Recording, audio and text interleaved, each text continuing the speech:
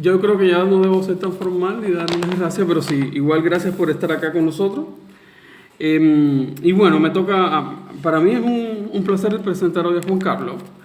Yo había escrito algunos apuntes para presentarlo.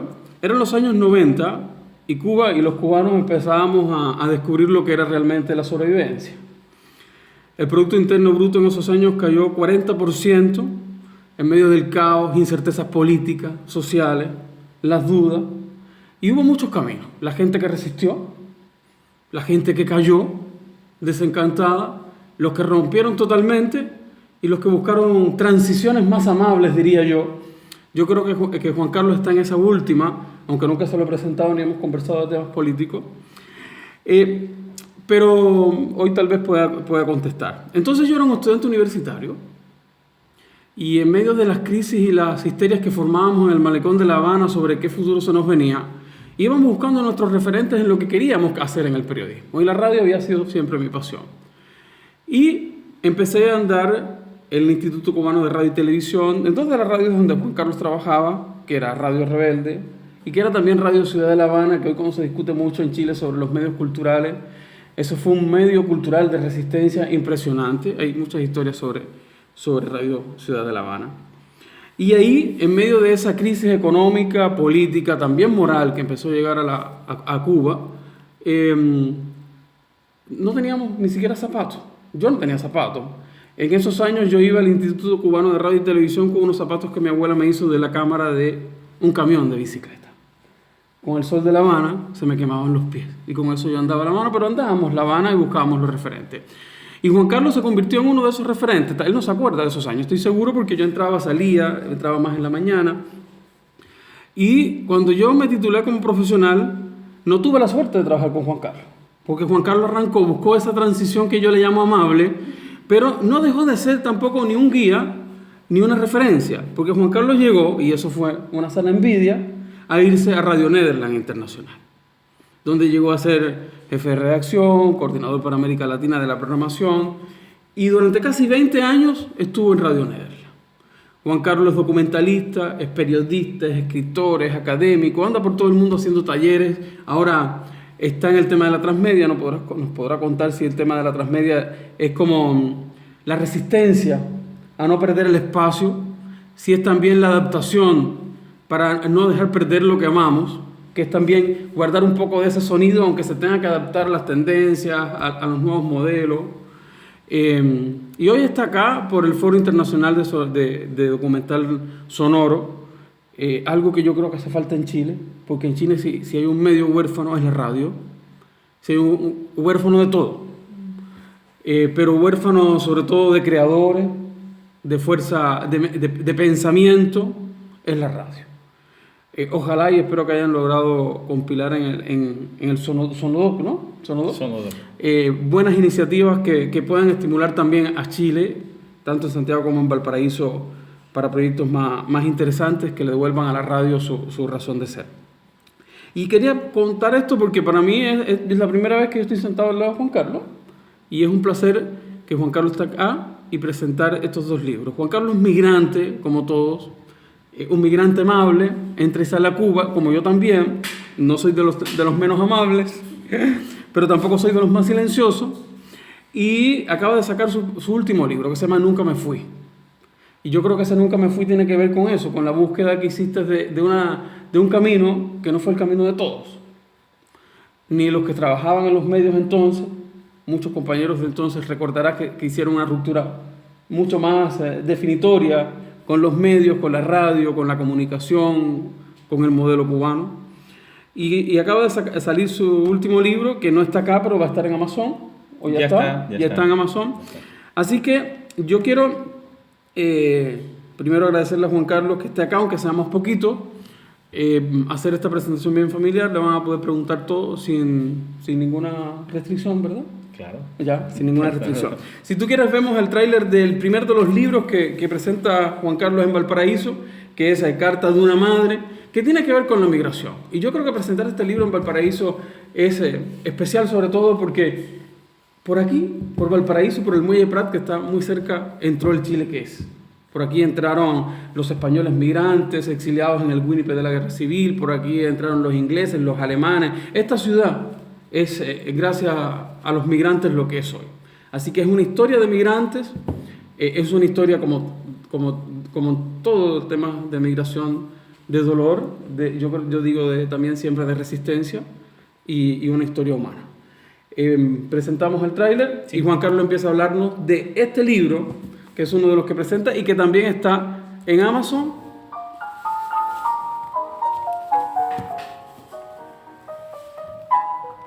¿Ahí?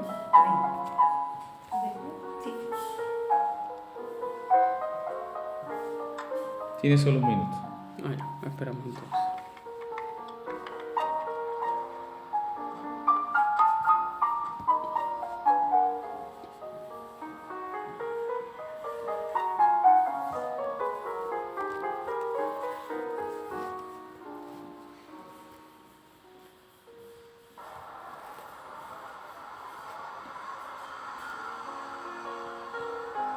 Siempre que comenzamos un nuevo año, esperamos que sea mejor que el anterior.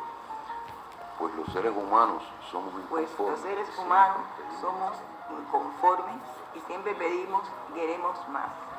Pero como este año que acabamos de pasar fue tan funesto para tantas naciones y tantas personas, pues está más justificada esa aspiración.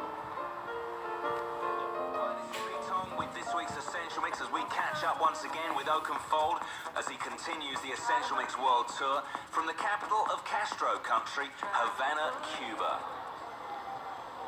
bueno, ahora actualmente hace ya 15 años que no nos vemos. Solamente la vi una vez en un video que me mandó una amiga que fue a Cuba y la grabó. Y realmente me recuerdo el día que vi el video, prácticamente no pude verlo porque empecé a llorar. Y esa es la imagen, la última imagen que tengo de mi madre en movimiento, ¿no? Porque era un video. Pero la carta es exactamente la parte física de contacto, que es el único modo de contacto que tenemos, porque las llamadas telefónicas son muy complicadas, casi hablamos 10 minutos a veces y ya. Esa cartica que ella escribe domingo por domingo durante 15 años es impresionante para mí. Cuando no la recibo, lo extraño.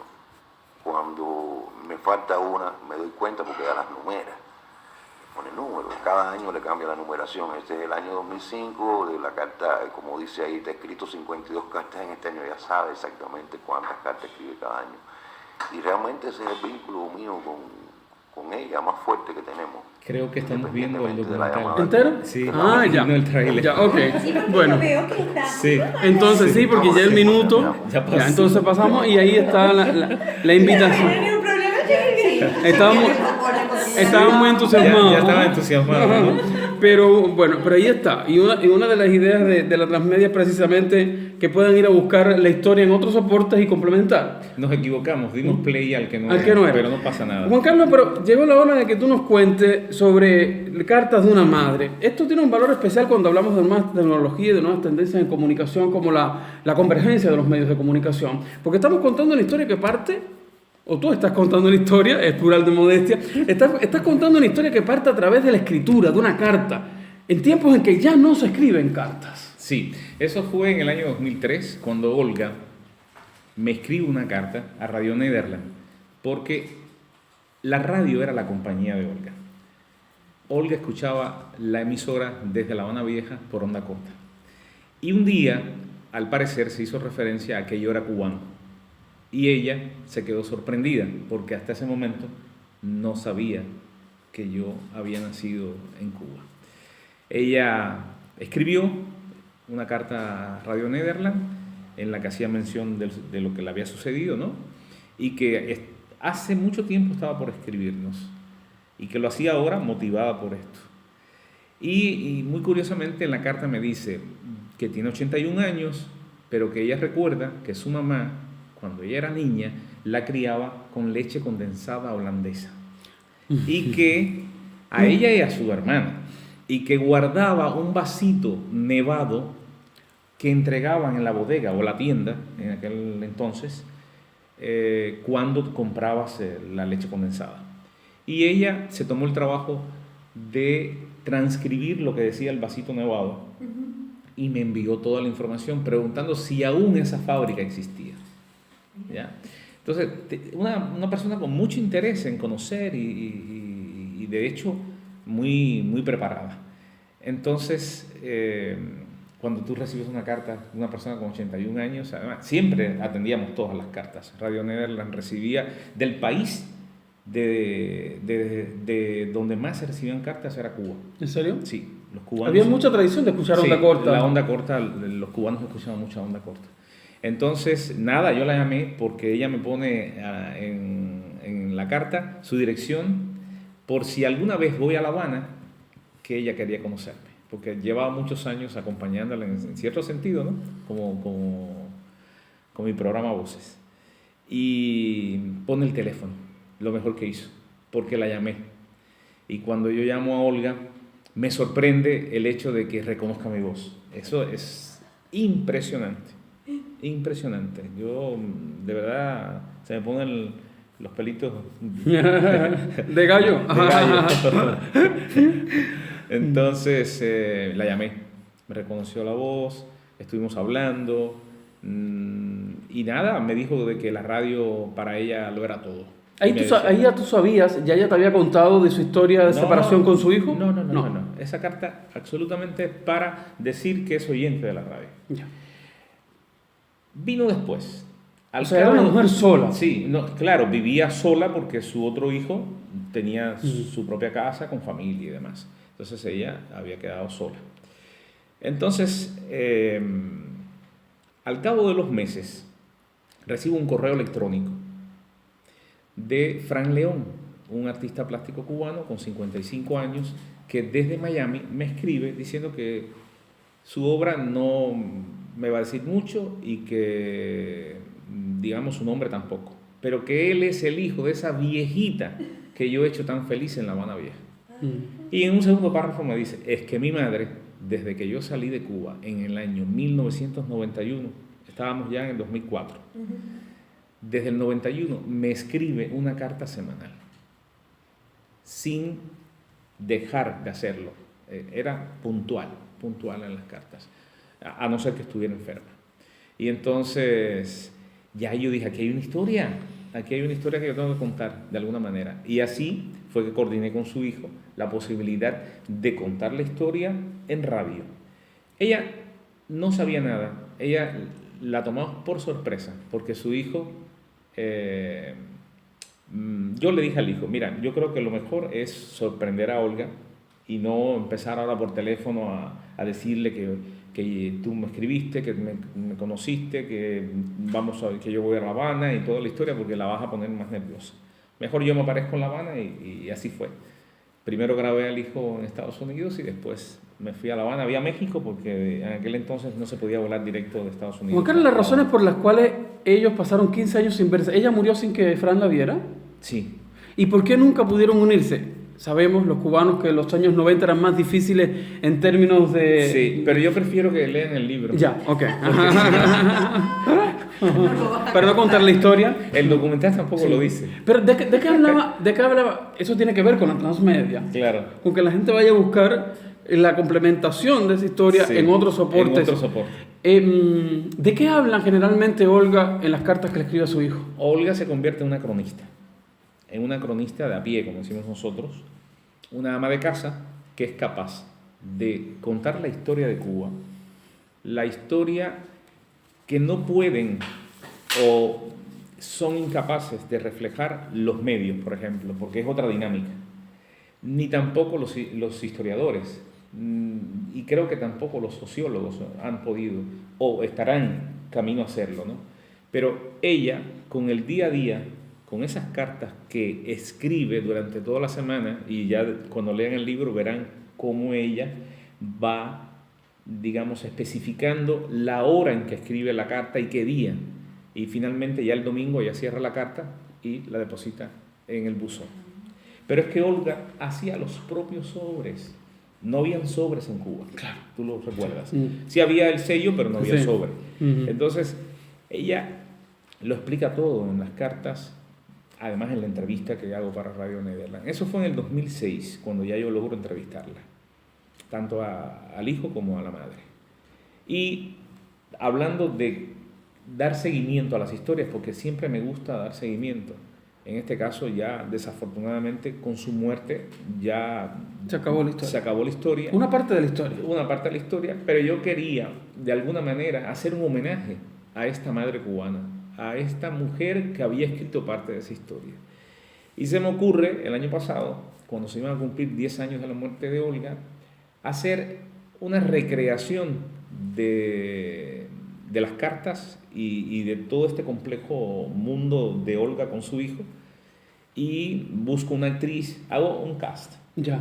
El casting lo hago en ¿En La Habana? En La Habana, el casting, ya me ayudaron, claro, a hacerlo. Y encontré una actriz en papel secundario que era muy parecida a Olga, muy, pero muy parecida. Me encantó cuando la vi, cuando la conocí, cuando le conté la historia. Se metió de lleno en el personaje, porque de verdad que se mete de lleno, lo profundiza y va, digamos, a la génesis del asunto, y ya lo verán en el documental, porque es un libro transmedia que tiene códigos QR acá, ya, que cuando el lector con su smartphone, su teléfono, lee estos códigos, puede escuchar tanto la voz de Olga como ver el documental de cine. Entonces, hicimos este homenaje a Olga. Cuando el hijo ve el resultado final, Frank se queda, bueno, primero lloró muchísimo, porque le parecía estar viendo a su madre que no pudo ver en 15 años. Y cuando él ve esto, yo le digo, ya es el momento, porque yo varias veces le sugerí, ¿por qué no publicas las cartas de tu madre, las compilas y las publicas? Entonces, llega el momento, entonces él me dice que mejor que lo haga yo. Y así me confía más de un centenar de cartas de la madre. Son muchas cartas. Pero bueno, en el libro incluso se explican muchos detalles de que algunas de esas cartas se perdieron, una mudanza. Cuando él fue a vivir a Nueva York y regresó de Nueva York a Miami, pues ahí la empresa de mudanza le perdió 2 cajas. Entonces hay un vacío. Lo interesante es que él había dedicado parte de su obra plástica, un cuadro enorme, que lo van a ver también aquí en el libro y lo van a ver en el video, a las cartas de la madre. Él logró hacer un cuadro en el que fusionó las cartas de la madre con la pintura, un collage. Es un collage de más de 30 cartas, que incluye además recortes de periódico que tienen que ver con la cultura que la mamá le ponía en las cartas. ¿Ya? Entonces, esas son las primeras cartas que escribe Olga y que él las pone en el collage, en el cuadro. Y yo le digo, Fran, será mucho pedirte que puedas tratar de abrir alguno de esos sobres, extraer la carta, transcribirla y después la colocas de nuevo ahí y, digamos, vuelves a hacer un trabajo de reconstrucción, ¿no?, del cuadro. Y así fue, lo hizo de esa manera. Y el libro, de esa manera, tiene, creo que son 4 cartas de esa época, porque es importante el inicio, ¿no? Y además era el principio del periodo especial, más o menos. Claro. ¿Ya? En el año 92. El periodo especial fue el nombre que el gobierno le puso a la crisis económica cubana. Sí, a la crisis. Entonces... ¿Ah? Sí. Han estado en Cuba. Han estado en sí, Cuba. Entonces, pues ahí nació la idea de hacer este libro que está editado por Círculo Rojo y que resume esas cartas, contextualiza también. Yo me tomé el trabajo de escoger, digamos, los últimos 5 años de su vida. Y entonces de ahí hicimos una selección de cartas y contextualizo cada año para que el lector sepa qué está pasando en ese momento. Tanto contextualiza en Cuba y también en Estados Unidos, en Miami. En Estados Unidos, en el mundo, Venezuela, porque Venezuela es importante en este libro. ¿Sí? Muy importante, porque la hermana de Olga emigró a Venezuela. Ya. Y entonces Olga siempre estaba preocupada por la situación de Venezuela. Cuando lo leas te vas a dar cuenta la importancia que tenía para Olga la radio. ¿Los cubanos de Cuba conocen el libro? Porque sé que lo lanzaste y lo presentaste hace muy poco en Miami.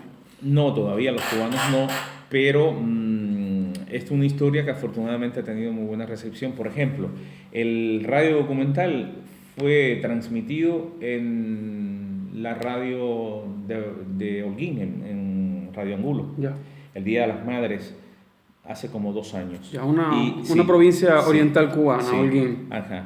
Y hay mucho interés por el libro. Yo no dudo que más adelante se pueda editar el libro en Cuba.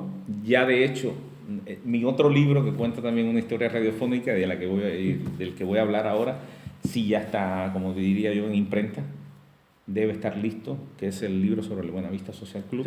Debe estar listo para la Feria del Libro en febrero. Bueno, vamos a hablar entonces del segundo libro. Este libro, Cartas de una Madre, está disponible, Juan Carlos, entonces en Amazon, ¿no? Sí. Ya. O directamente en el site, en el portal de la editorial Círculo Rojo. Círculo Rojo. Libros No te equivoques de editorial. Sí. Ya. Vamos a hacer una pausa acá y vamos a ver entonces el resumen de Buenavista Social Club.